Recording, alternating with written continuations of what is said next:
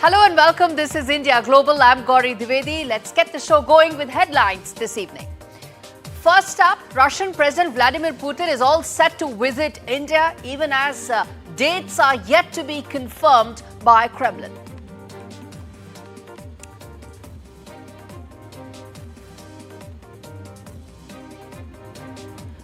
UK Prime Minister Keir Starmer makes big FTA announcement.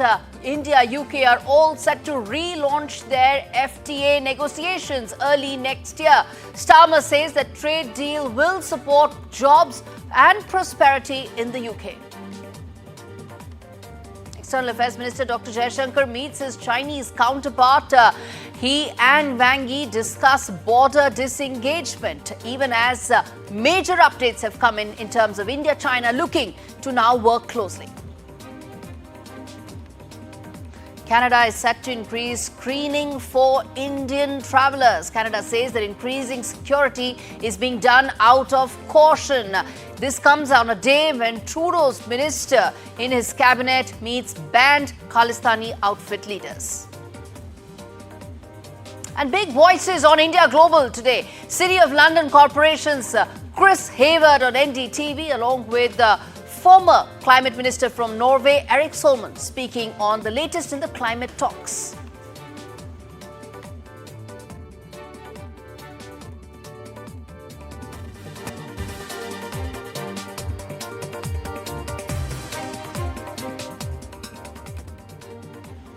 All right, the first story and the big story that we're discussing today is the latest as far as the G20 summit is concerned. It's underway in Brazil's Rio de Janeiro. Prime Minister Modi has also held several key bilaterals that have taken place today. In fact, India, US, China and France were among the top leaders at the G20, and leaders discussed trade, climate change and international security as the primary areas of focus. As far as India is concerned, its message was one earth, one family and one future. Very clearly, that's what it focused on. And Prime Minister Modi urged the G20 members to prioritize the challenges that the global South countries face. He also said that as far as global conflicts are concerned, climate challenges are concerned, they are felt most acutely by the countries of global South. And as I said, this is at the G20, at the sidelines of the G20. Prime Minister Modi also held talks with his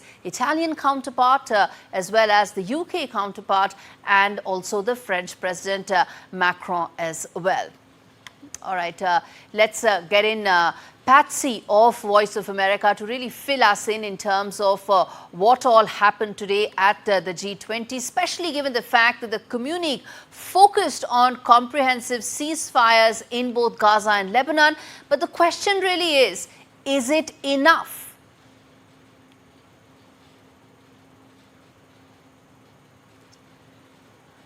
Hi there. Hi. Sorry. Yes, here I am in Rio de Janeiro, where the leaders are just starting to begin their day. And you mentioned the final communique. This is the leaders' statement that came out early this morning in Rio, Tuesday.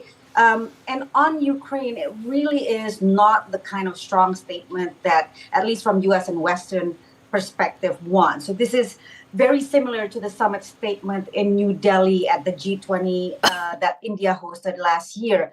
It highlights the war in Ukraine, the human suffering, as well as the negative impact of the war on global energy and food security, on global inflation, and so on. But there is absolutely no condemnation of Russia.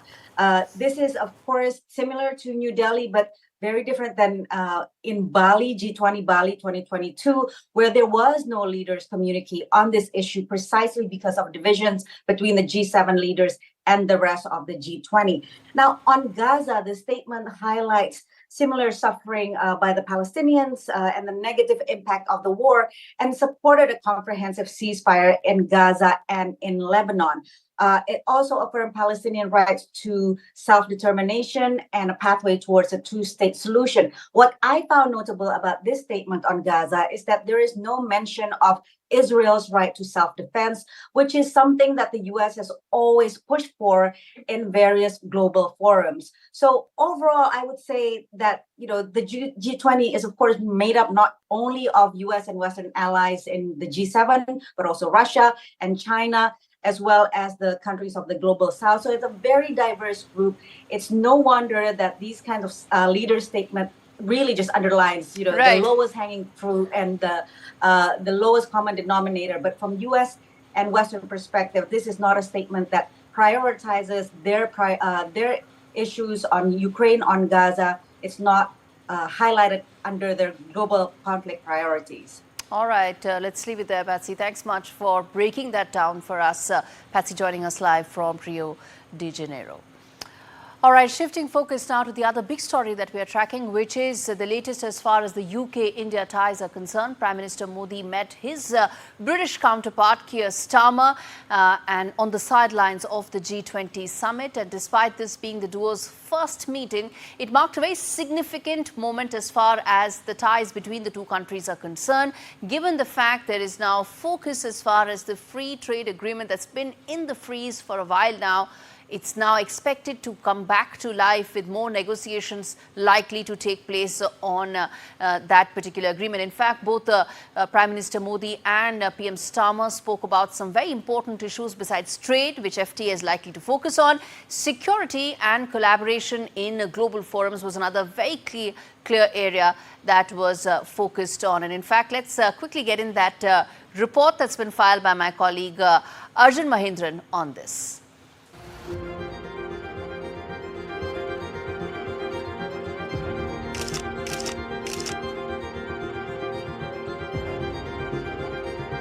There are clear indications of significant advancement in India-UK ties.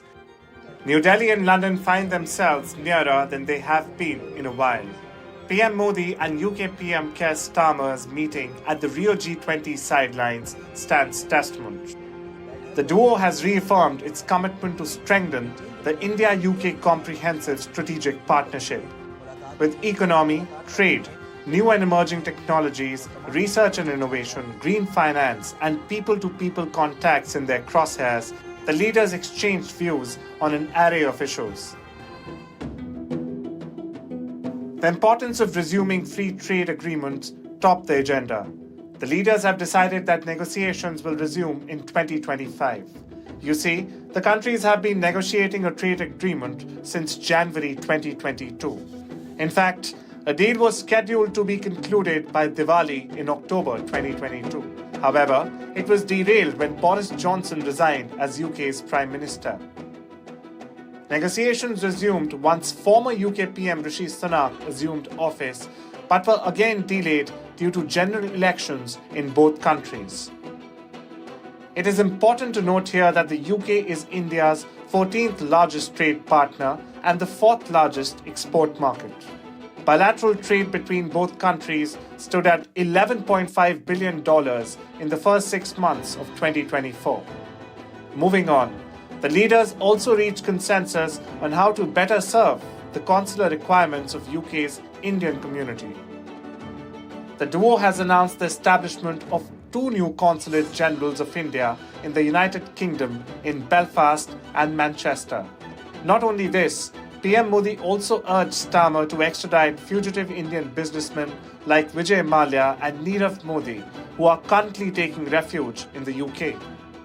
India has been trying to extradite 68-year-old Vijay Mallya to face charges of fraud resulting from the collapse of his defunct company, Kingfisher Airlines.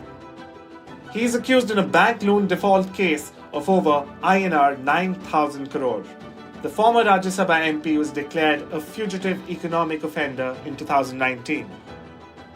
Meanwhile, 53-year-old Nirav Modi is one of the prime accused in the more than rupees 14,000 crore PNB loan fraud case. He fled India in 2018 and was declared a fugitive economic offender by a Mumbai court in 2019. All in all, this interaction also underscores the growing importance of India in global geopolitics, with leaders from different political backgrounds seeking stronger ties. Arjun Samar Mahendran for NDTV World. All right, let's get an important voice from UK. City of London Corporation's Chris Hayward joins me to talk about the latest as far as the UK-India ties are concerned. Mr. Hayward, thanks much for speaking to NDTV. Let me start by asking you about the UK-India infrastructure financing bridge and how it aligns with India's infra goals. Well, there are two key objectives to the bridge that we have signed with Prime Minister Modi's government. The first is to provide and support with expertise and project management around the major transport infrastructure projects of Mr. Modi's government. And to that end, I've brought over with me here to Delhi some representatives of very, very large infrastructure project management and consultancy companies from London. And the second objective is ultimately to introduce potentially further capital funding for some of the projects individually as they gradually move through the bidding process. So we're hoping that this will be a partnership between the Government of India and the City of London. And the City of London, of course, is the global financial capital. So we do have huge access to capital markets. Right. Specific projects that you can help us, that you are considering, that this entity is considering? Well, they broadly fall into three categories. Firstly, road projects. Secondly, rail transit projects. And thirdly, renewable projects. And what we're doing here in Delhi this week is to start to narrow down what some of those specific projects right across India look like and which ones are going to be appropriate for us to take forward as the bridge. Okay. In terms of the UK-India partnership right now, what more do you think can be done to strengthen it, given the fact that leaders of the two countries now realize the potential that it has? Well, we've always had historically a very strong relationship, as you know, historically with UK and India. One of the things I'm keen to see completed is the free trade agreement, which of course was previously in negotiation before the respective general elections in each country. And I think would be, frankly, an excellent achievement for both the Indian and the UK government if that could be brought to a conclusion. Absolutely. FTA is something that's now being brought back into the talks. But in terms of broader direction, where do you see UK benefiting from India's growth potential, given that it's really the fastest growing economy in the world right now? Well, let me firstly say that we are extremely envious of India's growth trajectory. It is doing so incredibly well. The growth rates are phenomenal in this country, and we now need to get economic growth into the United Kingdom after some 15 years of no economic growth. So I think the opportunity for working together has never been better. I think City of London is a natural partner for India and for the Indian government, and hopefully through this bridge that I am co-chairing with Niti Aayog, that we will be able to contribute towards the ongoing growth of India and indeed helping to grow the UK economy at the same time. All right, Chris Hayward, thanks much for speaking to NDTV on the prospects of the UK-India partnership.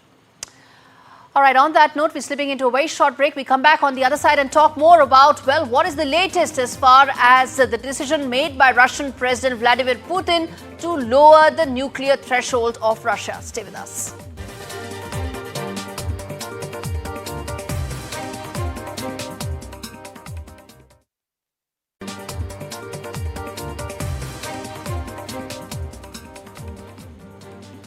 All right, welcome back. This is India Global, focusing now on the other big story that's just developing as we speak, which is coming in from Russia as there is this very horrific anniversary that's coming in, which is the 1,000th day anniversary of the Russia-Ukraine conflict. Update coming in is that the Russian president has lowered the nuclear threshold for his country, which means that Moscow has updated its nuclear doctrine, whereby the conditions have changed, that a non-nuclear state backed by a nuclear power can also be targeted by Russia. This comes, of course, following US approval to Kiev to use ATACMS missiles that can go deep inside the Russian territory. Remember, Kremlin did warn that there could be a nuclear response to Western aggression, because President Putin says that this is increasing the aggression targeted towards Russia. What does it mean at a time when the world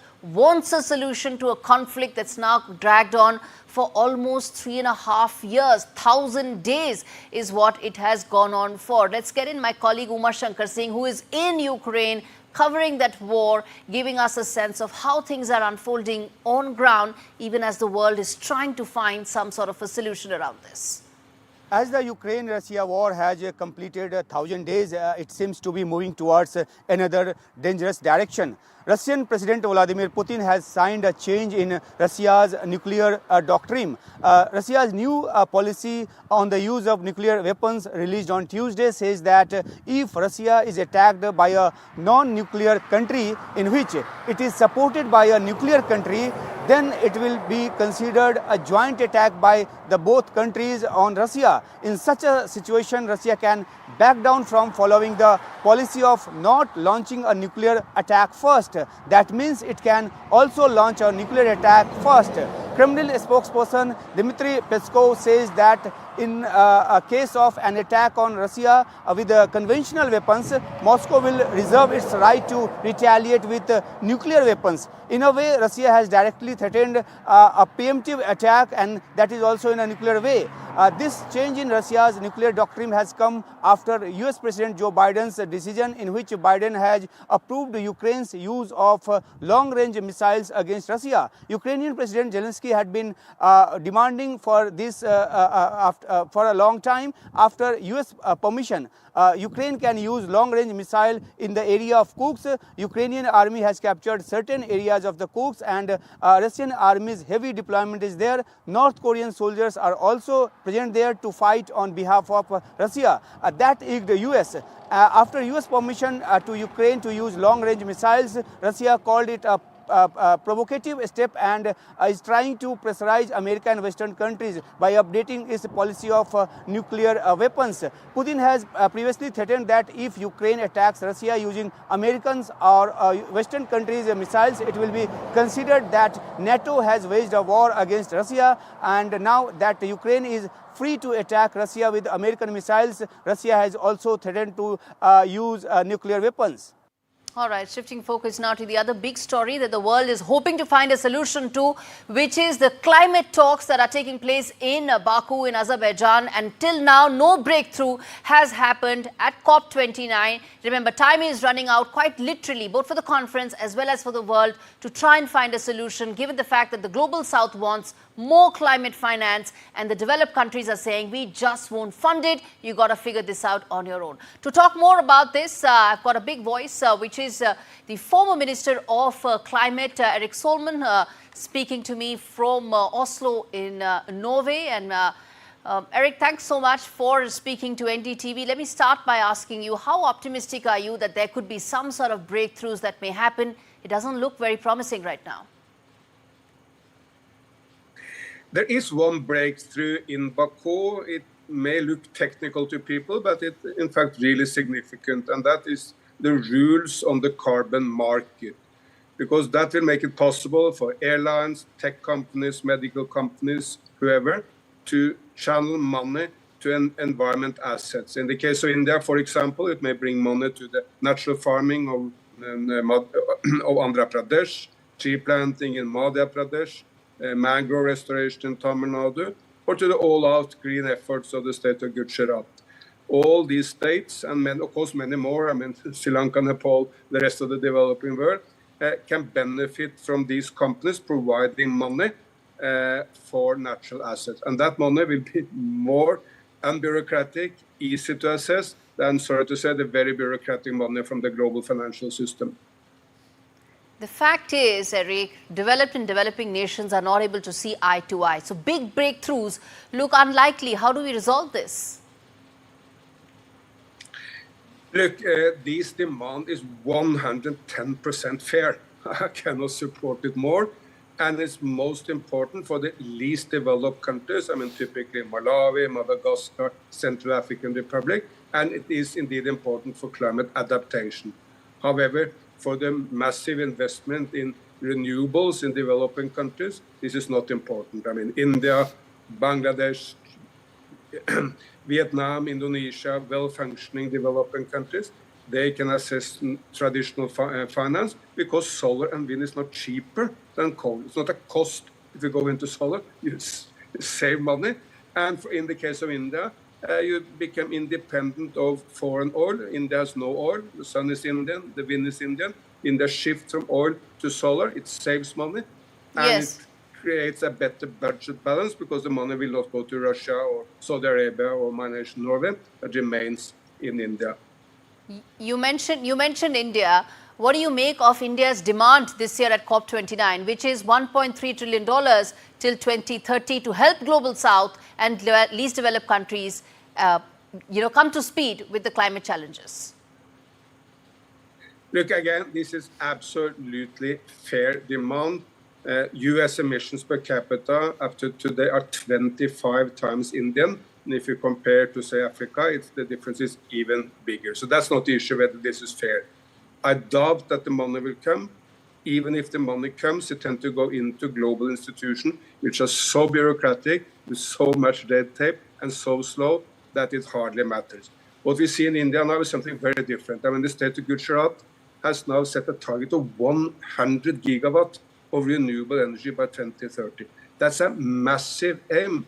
It will put Gujarat as the 8th biggest nation in the world in renewables if it was a separate state. And they are financing that through the market and through traditional ways like the World Bank. And Gujarat is the lead state in India, but you see similar efforts in Andhra Pradesh, in Tamil Nadu, in so many other states. So India is not depending on this money, but some of the very poor nations and some of the adaptation purposes may depend on it. Do you think that the entire process, this COP process now needs to be reformed, given the fact that every year it's the same story, complete gridlock in negotiations? I think we should do a lot more to bring into the discussions business leaders and politicians who are out on the ground and understand economics and business development. Look, this is a process where diplomats are leading. They tend to understand finance to a very limited extent.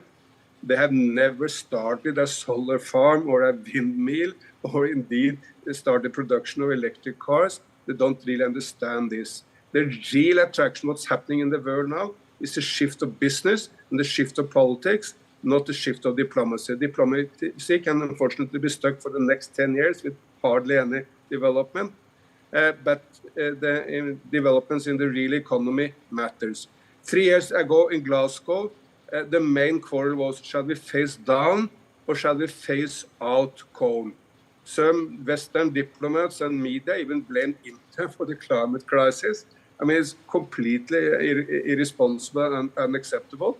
But the difference between phasing out and phasing down have no significance for any one single individual on planet Earth. What matters is the political economy. And when Prime Minister Modi is launching a scheme for 10 million or 1 crore rooftop solar plants in India, that matters. But the climate talks, so to say, have limited significance. Unfortunately, that's all we have right now. COP29, a process that is compromised, but probably the best that the world has. Thanks so much, Erik Solheim, for taking out the time and speaking to NDTV. All right, on that note, completely out of time in this edition of India Global. Thanks so much for watching.